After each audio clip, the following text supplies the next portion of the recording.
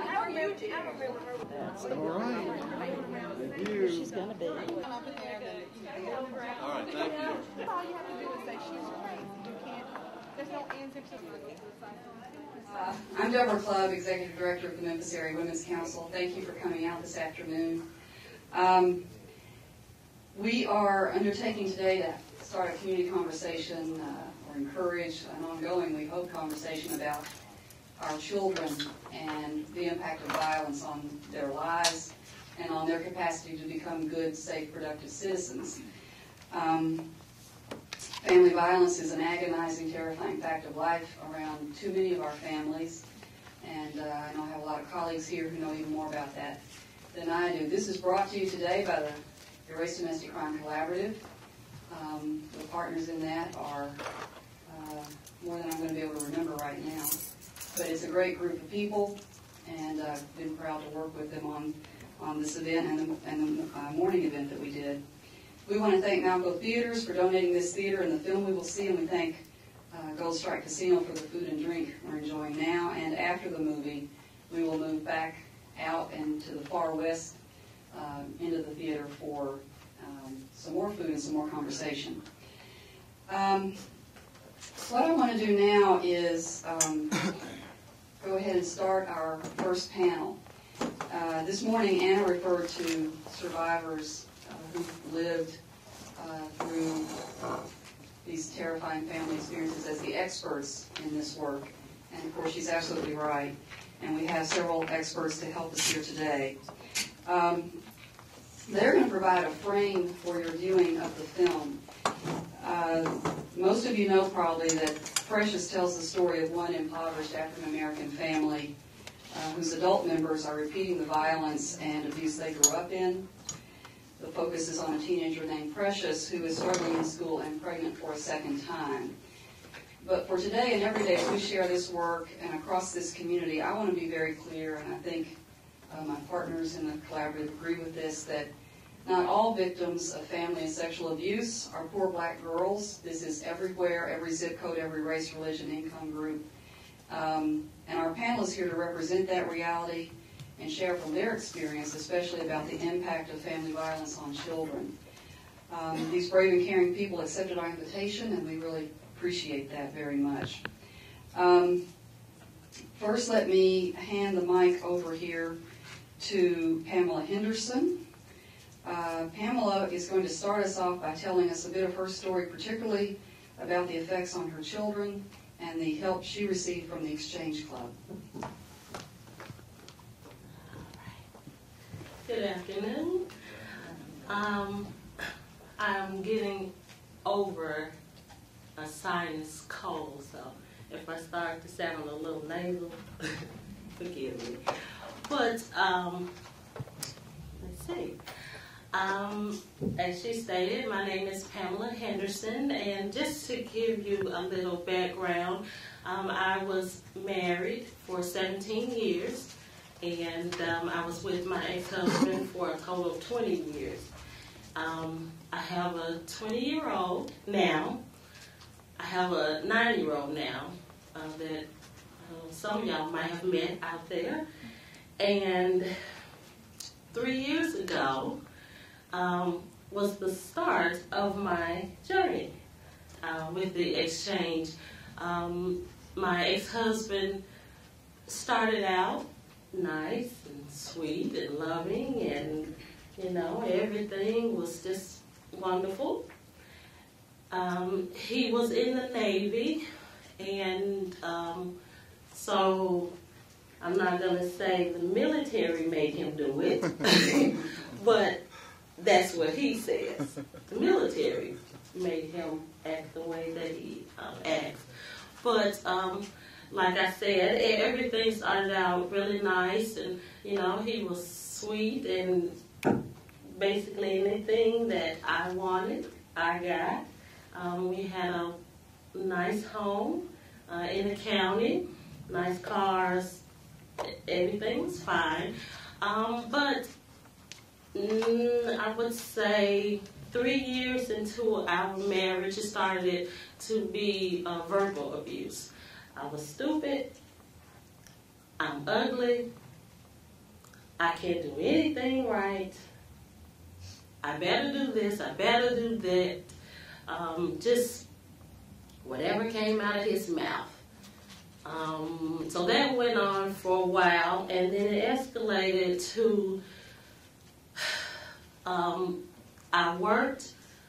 He would come to my job and sit there. I worked for St. Peter Villa. And so he would come there and just sit. He would accuse me of trying to, I guess, have relations with some of the seniors there. Yeah. So, but he would come and he would just sit and sit and sit. And so my supervisor at the time pulled me into her office and told me because of the safety of the residents there that they would have to let me go. And so now I'm totally dependent on him. And so being totally dependent on him, he worked nights. When he would leave to go to work at night, he would lock us in the house. He would take the phone with him so we couldn't leave the house, we couldn't call. And so that went on maybe, I don't know, a couple of years later. Okay, so as I said, I have a 20-year-old and a 9-year-old. It had got to the point where he had started being physical. Black eyes, I had busted lips, I had busted eardrums, I had, he tried to kill us, me and my 20-year-old, in the car. And so it had gotten to the point where he fought me inside the house, and my 20-year-old at the time, which was 17, tried to help me. And so in her trying to help me, she got a knife and she was going to stab him. But he grabbed the knife and he tried to cut her throat. But it did not work. The knife didn't go through her skin.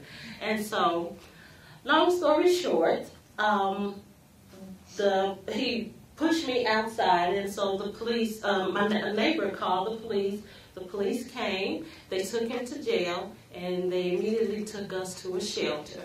From the shelter, we went to court. I did not want to go to court. I didn't want to go to trial because I knew if I went to trial and they just let him off with a slap on the hand, that, okay, what is he going to do to me? What is he going to do to my kids? Because my kids tried to help me. And so the judge ordered us to go to the exchange. And not knowing to me the effects that it has happened on my kids. I'm trying to shelter them and make sure that my kids are okay. But in the process, my kids were not okay. My 20-year-old tried to commit suicide twice. My 9-year-old, which was 6 at the time, would just be angry. She would go to school and, throw chairs and just angry all the time. And so, like I said, the judge ordered us to go to the exchange, in which I didn't know what the exchange was. And so I started going. We went to the parenting classes that they have there, and the parenting classes are on Monday nights. And it was a therapy session for my girls, but also I would say a therapy session for myself. It taught me that I can do this. I can be a good mother. I don't need someone to tell me what I can do, what I can't do, So being at the exchange, we went every Monday night, and then I eventually started going to the Tuesday domestic violence counseling that they would have for just women, just to talk about, the issues that women have. We all have basically the same things going on, and so, long story short, I am now on the board of directors at the Exchange, and I love it. And my children are doing wonderful. My 20-year-old is in college in Texas, and she's doing wonderful. And my 9-year-old told me today that she made the honor roll, so I'm excited about that. I will say that every now and then, my 9-year-old have, what do you call them? I guess nightmares. She would have nightmares, about what happened. And so every now and then, we would go back to the Exchange just so she could kind of get a refresher, So that is what's going on in my world. Thank you so much. Now, I'm going to have to watch the clock a little bit better than I warned you about here, because we need to roll the movie around 4:30. So, Reginald, how much time we got? Okay, look, if you can do 4 or 5 minutes about you and the abuse and how it impacted you. Yes. This is Reginald Johnson, everybody. Thank you. Good afternoon. First of all, thank you all for an opportunity to be able to shed some light from a male's perspective. I grew up in a matriarch family, grandmother, great-grandmother, and mother. And around the age of 13 or so, my mother fell in love with a man. Now, I had never seen a man in the house or haven't seen my mother with a boyfriend, but somewhere around middle school, she fell in love with a man that she met. And immediately, things began to change. Immediately. I remember not soon after they met, they married.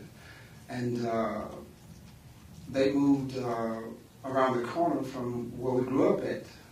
And I moved in, and to my best recollection, maybe 2 months of being there, he said he had to go. And I come to understand today it's that old alpha male syndrome that when you got another man in the house is too small for 2 men. But I was only a child, so my mother immediately sends me to my grandmother. And mind you, my grandmother was really angry that my mother had found a man, fell in love, and married, and moved out of the house, because we had all lived together all of my life. All I've ever known was my grandmother and great-grandmother. So when I get to my grandmother's house, my grandmother says, you know what? I didn't ever want any boys anyway. And I was devastated. Lord knows I was devastated. I could not believe, first of all, that my mother had put me out the house. But mind you, 13 years old, my mother and this man and my siblings are living together. And my mother becomes pregnant with my baby sister. My baby sister's born. I'm going to Fairview Junior High. I got out of Fairview Junior High, go and pick up the daycare, bring her back to my grandmother's house, change her clothes, comb her hair, put her on play clothes, walk around to my mother's house, get on the telephone with my great-great-grandmother. My grandmother tells me how to prepare the meals for my siblings. I prepare the meal over the telephone. My mother, my sisters, my brother, and her new husband come home. They eat. My sister walks me back to my grandmother's house. I was devastated. I don't even know the words to describe what I really was going through as a teenage kid. Not only dealing with the self-esteem issues, but the abandonment issues. But anyway, to fast forward a little bit, somewhere down the line, my mother and my stepfather were headed toward the stadium, somewhere around in front of the Coca-Cola factory at Hollywood and the railroad tracks. He stops the car, takes a 2x4, and beats her literally to death. She's unconscious in the street. And we don't know how long she laid in the street before she regained conscious and walked to my grandmother's house. Now, mind you, I'm a kid playing outside at maybe 13 years old. Can't really remember. Her and I were trying to remember the dates today. But when we get there, my mother is just drenched in blood. My first instinct was to kill him. I did. But my mother said that can't happen. So we called my granddad. My granddad came over. And my mother just went into a rage. Now, she's sitting there. We're waiting on the ambulance. Remember, this is back in the 70s. and Orange now, the Beltline, so the ambulance don't come right away. So while we're there, she's bleeding profusely. So the ambulance comes and takes my mother to the hospital. The doctor said if you hit her one more time. So she has over 200 stitches on the outside, 200 stitches in the inside where he has cracked her skull. She's in the hospital, I know for maybe a month or so. She comes back home. And surprisingly, my mother goes back to him. I am devastated. Immediately, I'm in the 10th grade, Melrose High School. I skipped all my 10th grade year. I was failing. And my electronics teacher said, Regina, call your mother for a teacher-parents conference. Now, by this time, was really good at writing notes in my mother's handwriting by this time because I missed the whole 10th grade year. So the day she comes to the school to counsel with me and the principal and my electronics teacher, naturally I skipped school again. But what he talked to the teachers was, because I was always a smart kid, but what he talked to the teachers was allow him to make up his grades, then we're going to bus him to Ridgeway. Well, when I got to Ridgeway, I didn't fit in, I did not. So I didn't go to Ridgeway. So my mother comes to my grandmother's house one day and said, you're going to either go to school or you're going to go to the Army. So I left and went into the service. Now, mind you, when I got into the service, I took all of these things with me, all of this hate, all of this anger, all of this low self-esteem, and I'm thrown into a grown-up situation, which I was still a child. I know that today. And the Army did something for me. First of all, they taught me how to drink. That's the first thing they did. I thank the Army for that. Lord knows they did. I don't drink today, but I thank them for my christening. And the drinking helped soothe the pain it did. But I came back home in 1980. My mother is still with this man from 75 back to 1980. She comes back. She's still with this man. I come home. And there's no attachment for me with my family. My mother works at Internal Revenue for 20 years and nobody knows she has an older son. There are no pictures on the wall of Reginald, nowhere. So I came here today. I'm also the founder of Boys Incorporated. I founded it last year, the first Boys Inc. ever in Memphis, Tennessee. And I'm here today not only to have an opportunity to share with you all the impact of truly what it means for a male to see violence. The only thing that saved me from repeating the same acts that my stepfather displayed on my mother was I went into the service. But most of our kids, especially our males, do not have an opportunity to escape. So they relive those pains and those horror over again. So 16 years later, and 16 years of Thursday, I've been laying on the couch. I am better today and I am free. And I just thank y'all for this forum. It will open up many, many eyes and many, many doors. And I thank y'all for allowing me to share. Thank you very much.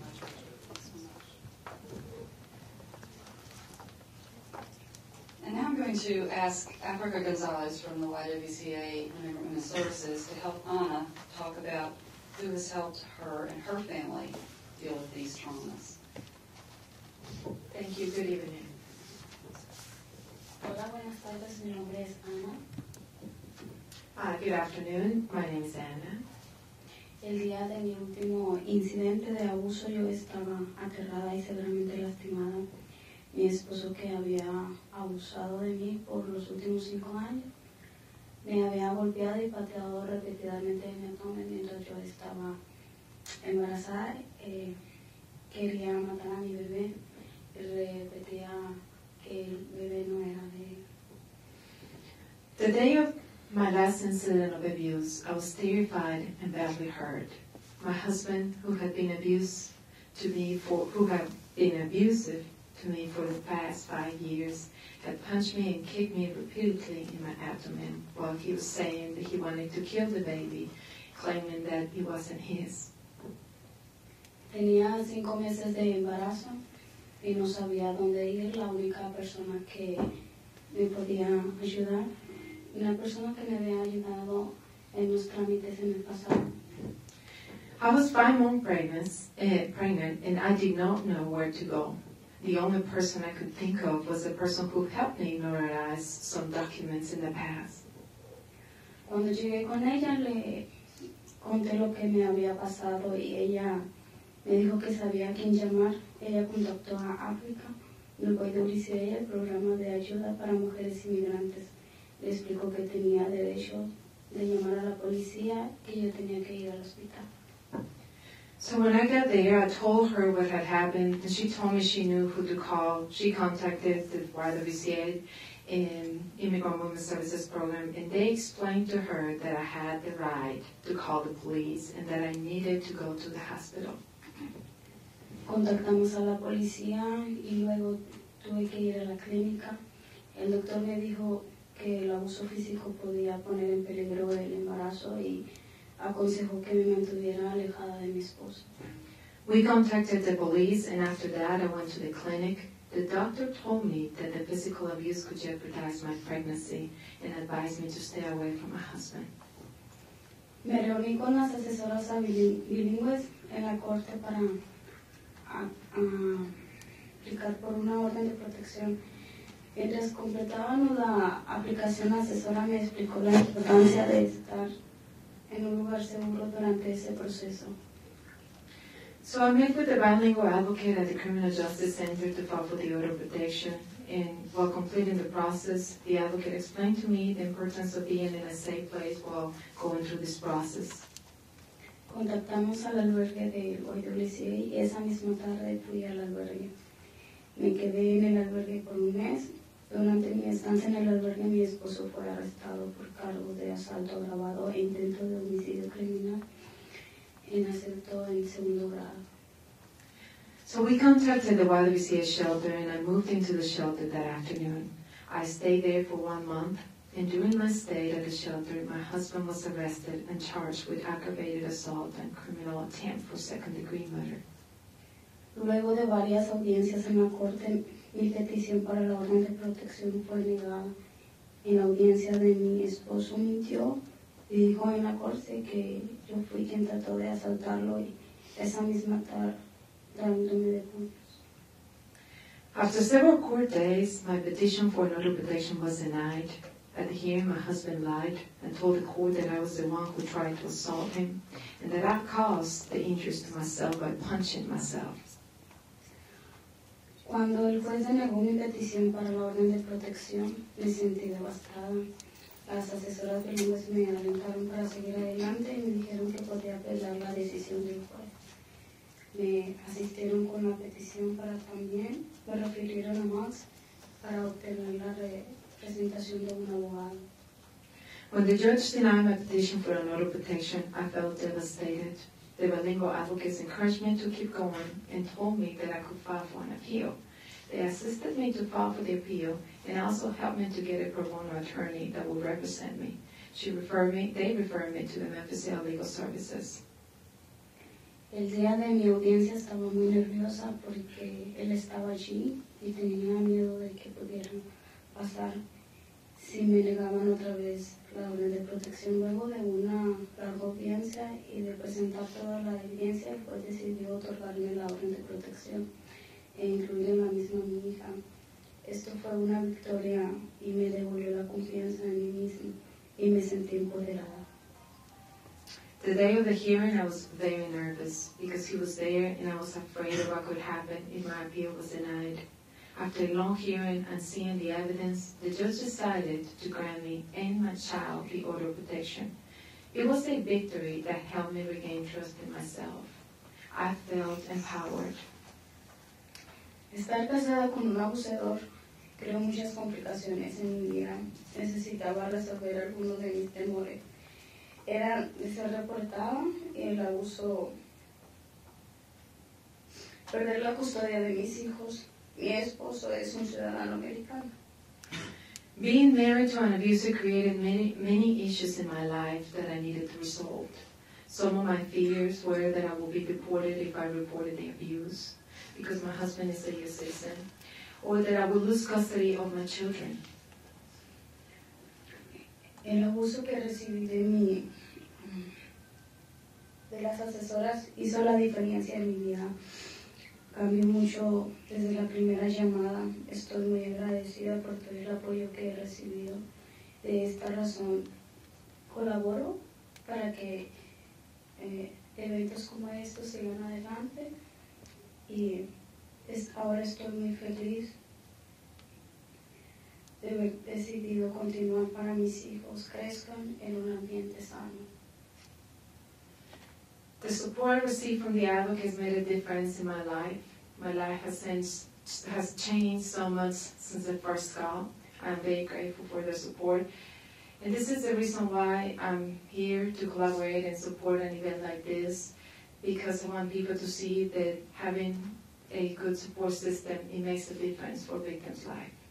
Thank you. Thank you very much, Anna.